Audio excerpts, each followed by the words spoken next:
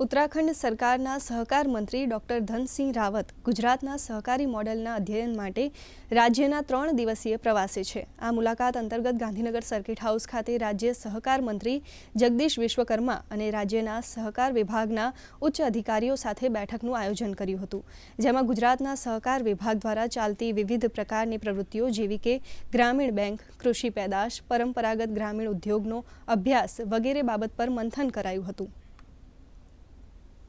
में सबका सजेशन था, बीजेएम साहब और सहकारिता मंत्री का भी सजेशन था कि गुजरात मॉडल जो सक्सेसफुल मॉडल है कोऑपरेटिव का, उसका भी स्टडी करना चाहिए।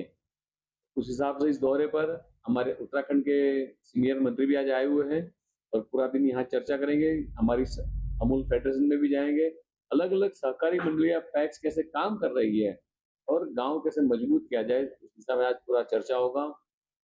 बैंकिंग क्षेत्र से कैसे काम किया जाएगा, पैक्स को कैसे मजबूत किया जाएगा, सारे विषय पर पूरा दिन चर्चा रहेगा।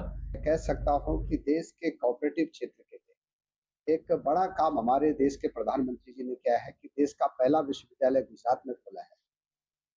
यहाँ पे कोऑपरेटिव में बहुत काम हुआ है और पूरे देश के जितने भी कोऑपरेटिव मंत्री हैं, हमारे देश के सहकारिता मंत्री अमित शाह जी ने सबसे कहा है कि एक गुजरात मॉडल का अध्ययन करना चाहिए।